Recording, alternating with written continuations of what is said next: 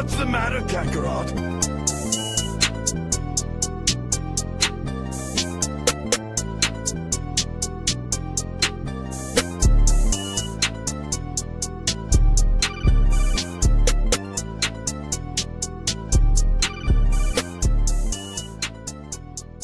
Good morning and welcome back to another Sunday kind of afternoon with the Blurred Church of Anime. That's right, it's not the morning anymore. We're giving you an afternoon service.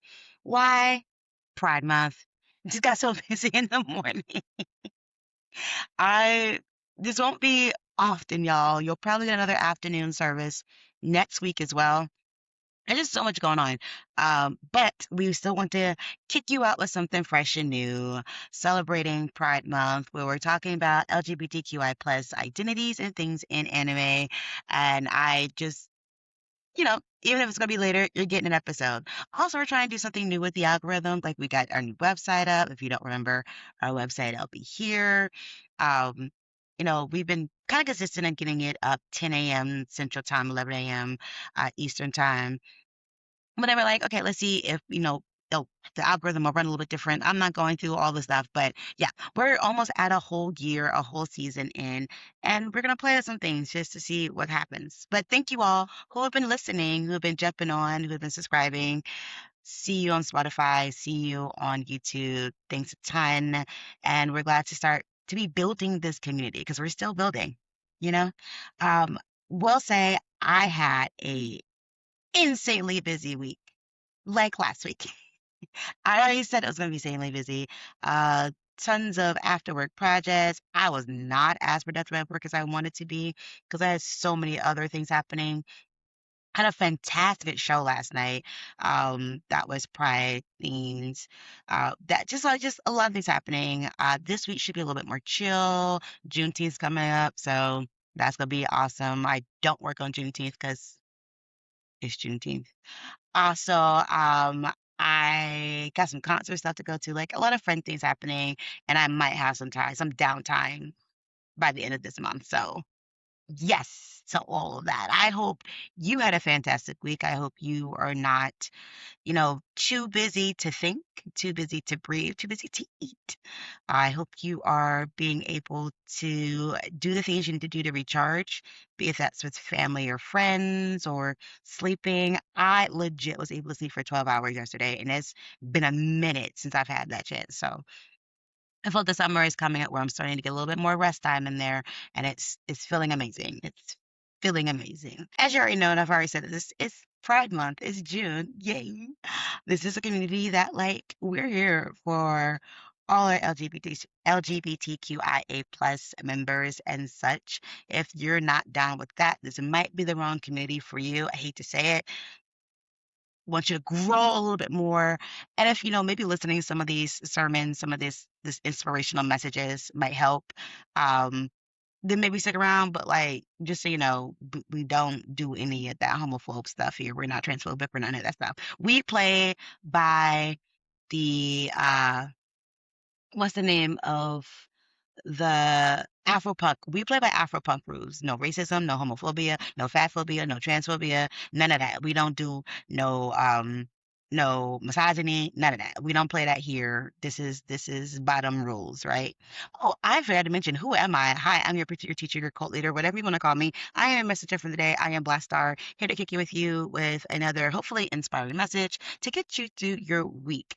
And as we continue on our Pride Month journey, I was thinking about an anime that they really, really try to hide the queerness from us. And then you get to the manga and you're like, wait a minute, wait a minute. I'm thinking of this anime that I think helped prime me to be a lot more open. Back in still in my homophobic days, my homophobic days, because I come from a religious background, so I was taught things. Um, Even when I was in middle school, didn't understand some things. There was a series that I really liked, and I was picking up on some things. Innocent me didn't pick up on Sailor Moon for a while. Listen, I really did think that Sailor Uranus and Neptune were cousins. innocent, innocent. It wasn't until they adopted Sailor Sun I was like, hey, wait a minute. Let me get on the internet real quick and find this stuff out. But anyway, but even this particular anime, which was Americanized and chopped up and edited so badly, still left this very indelible impression on me that I think helped primed me to be able to look at different genres of anime that did like push more towards queer. Like I got into BL, started like thinking about Yuri stuff and like wasn't like, oh, this is the girls like each other. What? Like I y'all, there this is why I don't kick everybody out of the community because there is redemption. Like you can move from one space to another. I do truly believe it. Just can't cause harm while you're trying to move from one space to another. That's just my big no. Anyway, um, and then reading the manga, and it's like, oh shoot, yeah, y'all were laying down some truly queer icons. And I think I asked earlier this month, like, if people could figure out who my favorite by disaster is, and spoiler alert, it's gonna come up in this. What I am talking about is the wonderful, probably my second favorite magical girl series, maybe third, Cardcaptor Sakura. Cardcaptor Sakura. Like, just got to throw it out there. Like, Cardcaptor Sakura is giving us all the love. And, like, another reason why I want to bring this one up too is there's this thing, especially in America, the idea that any queer identities inherently became sexual. If you're gonna have a lesbian couple, if you're gonna have two gay men, trans, whatever, it was an adult entertainment. The idea, the concept that someone could like someone of the same gender was inherently made super sexual. And what I really, really liked about Card Captor Sakura, but my old folk, my millennials know back when it came on the WB Kids, it was just Card Captors. Because how dare we have a girl as the main character, even though it was a magical girl series, whatever. Yeah. Represent attraction and like kid crushes in such a very like pure and cute and like innocent way. And I think that really helps take away this inherent idea that people think that everything pride, that everything queer, it's sexual. Because it's not. You see all over the internet, and especially with internet trolls, that people are like, why do you have to have a pride parade? Why don't we have a straight parade? Blah, blah, blah, blah. I don't like kids to see that family friendly education. It's all super sexual. Like, it's inherently not. Y'all make it sexual because there are kids who recognize they are attracted to people, and when I say attracted, but either they're like hetero and they're attracted to the opposite sex, or they may be homo where they're attracted to the same sex, or they may be bi where they're attracted to, you know, both genders, all things pan. I'm trying to get y'all to stop using bi. I want pan supremacy up here. Anyways, what I'm saying is that like we know kids have crushes, and we don't sexualize hetero kids' crushes, but we highly sexualized homo kids crushes, and that's something like I think as an adult, especially when I got to actually watch the non-edited version of Cardcaptor Sakura. I have the full series on DVDs, like on DVDs where you only get like 3 episodes a DVD. I got this. It was a choice. I move with that every 3 years. I have a box just for all those DVDs. I'm also reading the manga, and the manga is wild because Clamp never does love a manga that doesn't have messy love octangles. Octo what there's not it's not a triangle. It's a whole pentagram of things happening. And we'll get into it. So if you haven't heard of Card Captor Sakura, you're missing out, first off. But Card Captor Sakura, Card Captors as it was affectionately known, not affectionately, as it was known here in America because of WB, is another girl, a magical girl anime from the 90s, came to America in the 2000s. In fact, I think it started airing in 2000. So I was still in middle school. Um, and it's based off a main character, Sakura. Cardcaptor Sakura, she's in the title. Sakura is this girl who finds a book of cards in her house, and she accidentally unlocks the books and the cards fly out, and they're known as cloud cards. This is how Sakura finds out she has magical powers. Ooh, magical girl with magical powers. And she finds one of the guardians who's asleep in the book, Kiro Cerberus, also known as Kiro, who's like, oh, you got to capture these cards, so these cards have power and they can screw stuff up. So sure, it's kind of like a Pokemon thing, except you're capturing the cards instead of the Pokemon. And so that way they don't cause havoc. So, like there's a fire card, that card creates fires. If there's a wind card, she can make very strong blows of winds. It's all types of crazy cards. There's like only 19 cards in the manga, but in the anime, I think it's like 50. Like they give them a lot. You need a lot of episodes. It's you need a lot of episodes, so you need a lot of different cards. So Sakura goes out and she's like, okay, I'm gonna go capture these cards with my cute little cloud ring, and I'm gonna become the master of the cloud cards. Well, but then a little wrinkle comes into play around episode 8, the first episode of Cardcaptors, the way they edit it, where someone else shows up. Someone who knows all about the Cloud Cars is a descendant, a distant descendant of Cloud, and believes that he has the right to have these cars. And that character is Sharon Lee. We call him Lee.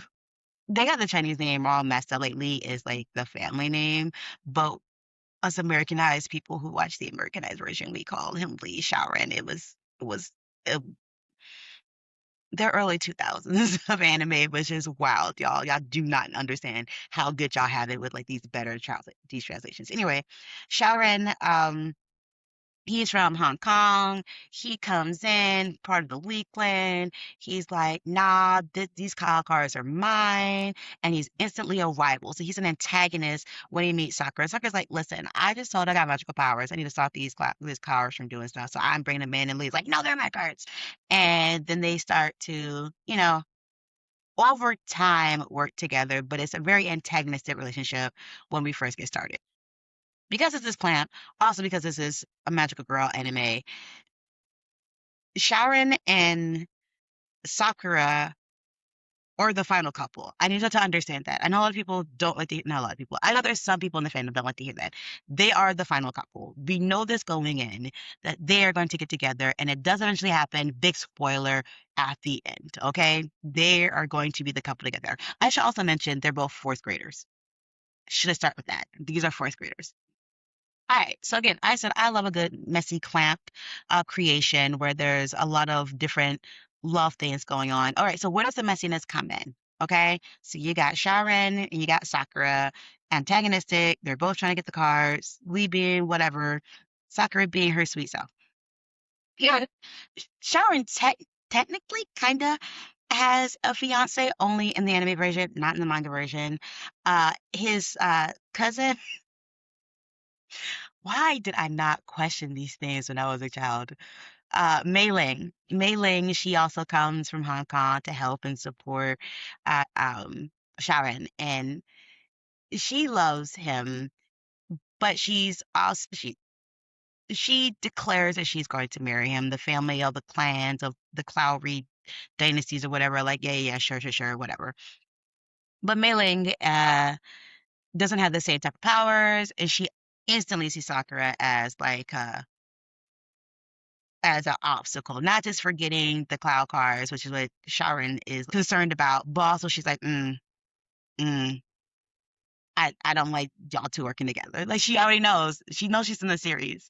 Mei Ling gets a really bad rap. I actually really like Mei Ling because she is someone who tries her hardest, even if she does, end up making things a little bit worse. She doesn't, like I said, she doesn't have the same magical powers as Sakura or Sharon. But she makes up in trying to be helpful. Like she has put a lot of time and energy into wanting to be someone who supports him. And I really respect that. And I think early on, because I already knew that those two are going to get together, the coming in of a fiance, it was like, oh, she's gonna get hurt at the end. And that is fair. That is very fair. It is who it is. You're like, okay, so that's like a love triangle, kinda. Yeah, Sakura does have a crush. It's not on Sharon, at least not yet. Her crush on him much later, she has a crush on y'all. This kills me to this day. I love it. I don't know why I didn't think it was weird because it's also very Sailor Moon is. She has a crush on her older brother's best friend, Yukito. Her older brother is in high school, by the way. So she's a fourth grader. They're in high school, age gap, whatever. She has this little crush on Yukito. Um, Yukito is just this like really skinny, dirty guy because he has glasses, eats a lot. Yukito's very special, though I'm not gonna get into it. Everyone get into it in the comments about what I'm about to say next, but it's fine. I'm not gonna spoil this piece. Um, but Aikido, she thought was like, oh, I really thought, she does even confess to him at one point, and he does what a high schooler is supposed to do when an elementary schooler tells you that they kind of got a crush on you. He lets her down very gently. She's a little hurt, but it happens. So we knew that's doomed because she's going to be with Shaoran anyway. But Sakura's not the only one fighting for Yukito's affection. This is where we get to the clan messes. Because guess who also has a little crush on Yukio? Shaoran. Yes, my boy is a disaster. I love it. He's my disaster favorite. He is, and they try to play this up as like shyness around Yukito. I remember in the edited American version, and I was like, why is he shy around Yukito but not around Sakura's brother? Oh, his name is Toya, by the way. I had a thing for characters named Toya during this time in my life. Um, like he's over here being antagonistic towards his boy's little sister. He is known to be very defensive of his sister because their mom, their parent, the family's really close, and he is really like antagonistic towards Toya. But oh, something we're shy around Yukito, baby. No, no gaydar having young self of me knew that was a crush. I was like, okay. Then I get to the manga and I'm like, oh, we crushing. Wow. Like Shaoran had such deep affections for Yukito. And he saw Toya as a rival. So I'm like, okay, we're cool. Boy like boy, it is cool it is. Yukito getting both Sakura and Shaoran, who are gonna end up together, have a crush on this teenage boy who has a split personality. That's a whole other thing. We're not getting into it. Um, but that doesn't even make the whole messiness less mess. That's not even the whole of it. Because let's be very honest, Yukito has no interest in little kids. This is how you're supposed to get down, right? Like, oh, these kids got crushes on me.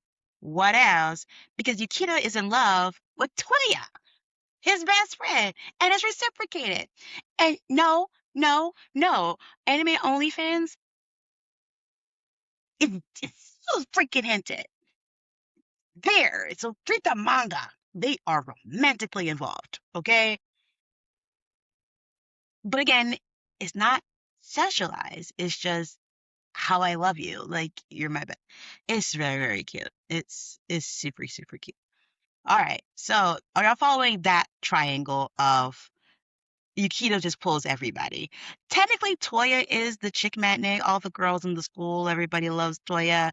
Toya has showed no interest towards any of the girls in his grade, whatever, and like he only seems to change his kind of stoicness around Yukito, Sakura, and sometimes Shaoran, because Shaoran is being a brat. Shaoran is being a brat. He tells us when he's being a brat. Like you're being antagonistic towards my little sister. Also, you got to question my boyfriend. Like, get out of here. So all of that means they're in it. Anyway, the messiness doesn't end there. All right. So Sakura is the main character. She can't have just one love interest. Like, yes, we know she ends up with Sharon. Yes, we know that she has a crush on Yukito.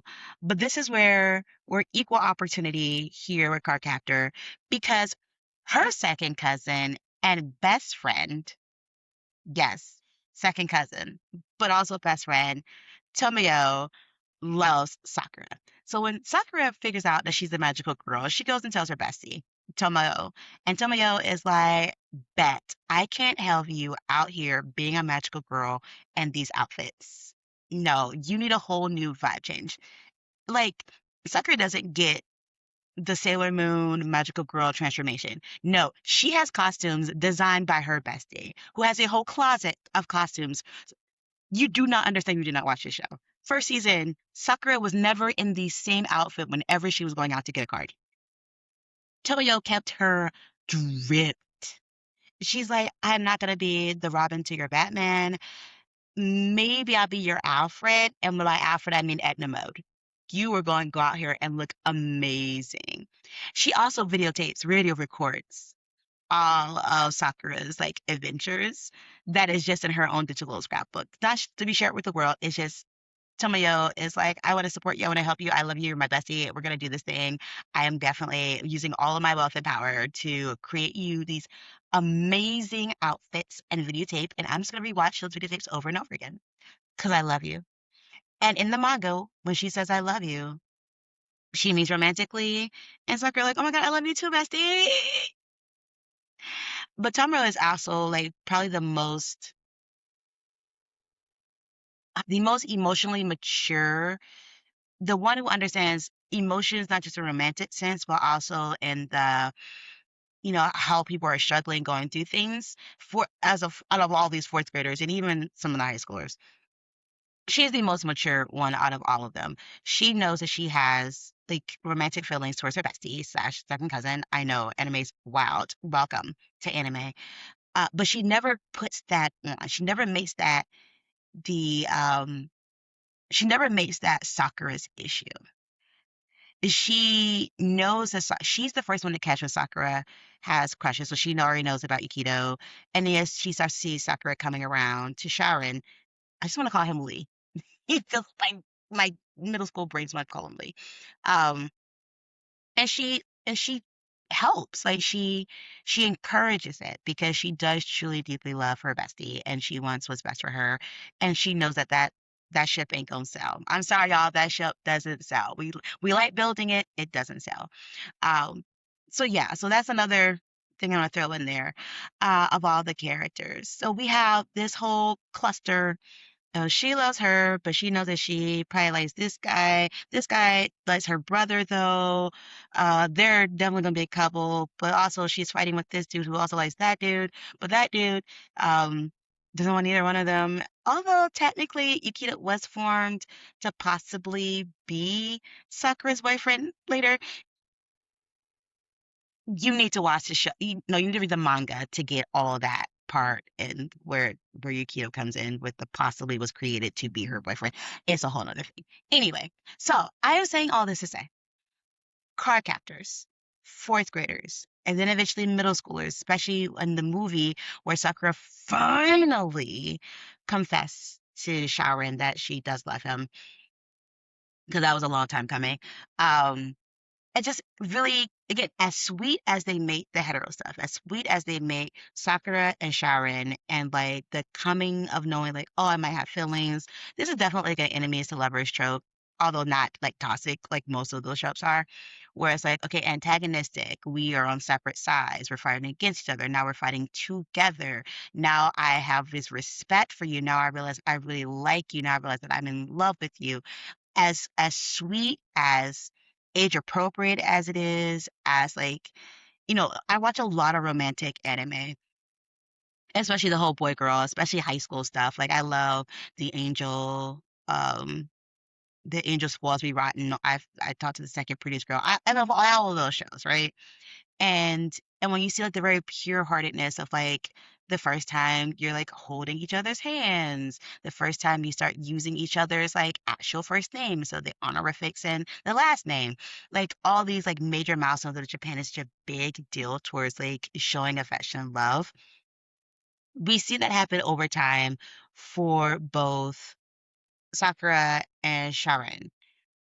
However, you see some of those same very pure emotions and that like attraction and just crushing, again, not sexualized, just a crushing and same-sex attractions as well. For Lee, Sharon being attracted to Keto. to Yukito and Toya's relationship, from Tomoyo, you know, putting a lot of her extra energy into Sakura and expecting nothing in return. It is very it's very refreshing, especially coming from, again, from American context, where anytime you saw anything that was a queer relationship be, again, overly sexualized. So the only way you can prove that you actually had an attraction for this person is to think sexual thoughts or to do sexual things, and that is not the case here. Like, yeah, I'll get into yaoi, I'll get into yuri, I'll get into how BL becomes soft to the hardcore stuff, and I think Japan does this as well. Like, it's not just an American phenomenon, but I think it's also very interesting to see that a lot of what we talk about in Pride and same-sex attraction and love is love, isn't sex crazy. It is, who do I identify with? Who do I feel attraction to? Who do I want to build life with? And who I'm allowed to be a crush. Like, it's as innocent as a fourth grade crush can be between a boy and a girl that we're seeing this anime. It could be just as cute between a boy and a girl and a girl. Age notwithstanding, because there is some high school to middle school is, oh my gosh, yeah. But again, Clamp is not known for,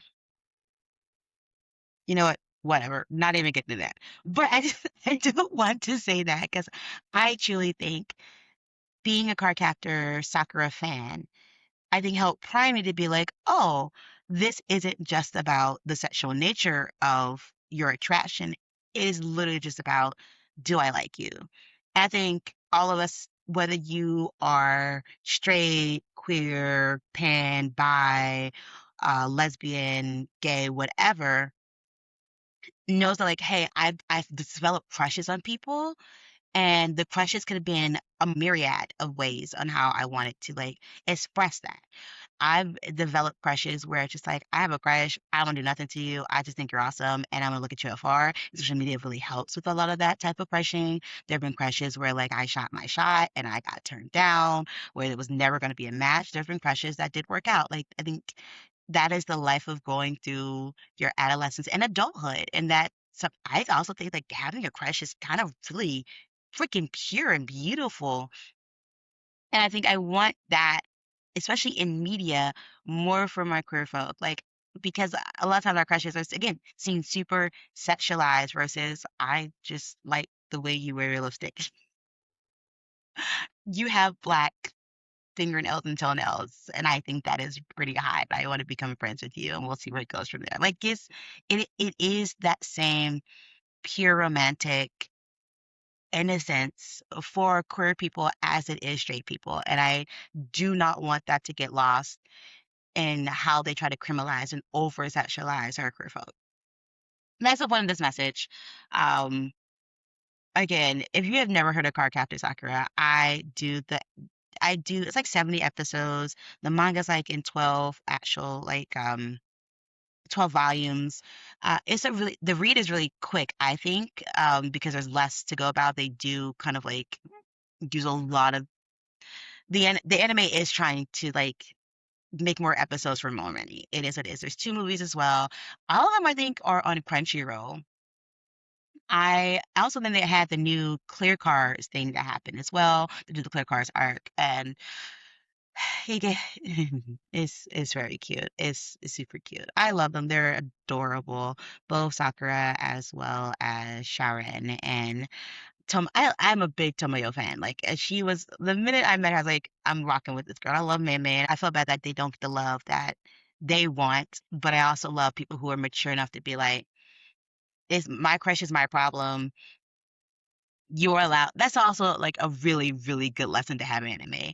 Like, I think a lot of times, especially in children's media for in America, it was like, I like you, so therefore you must like me. We must end up being paired.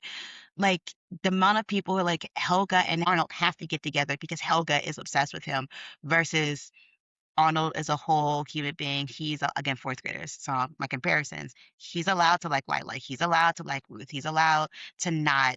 want to get with Helga, but we have been taught that because someone liked you or you like somebody that it needs to be reciprocated. And I think Cardcaptor Sakura, for a whole nother lesson, does a really, really good job of saying, like, no, your crushes are your deal. It doesn't mean that it'll be reciprocated, and it doesn't mean that you are entitled to that person. That's a whole other lesson a lot of us could learn and actually use, adults in real life. Like I said, that's a whole other lesson. This is coming on 30 minutes, and I just want to tell y'all, like, I think you're beautiful. I think for all of my folks celebrating Pride, get out there, live your best life, stay safe, stay hydrated, because it's getting hot. It's June, y'all. For those who have Pride Alert Month, I'm still not forgetting about you. Just run it back. Just run it back. What do you do? July, August, whatever it is, run it back. All we're using it. We're using it. We're doing the things. And I will see you next time. Okay. All right.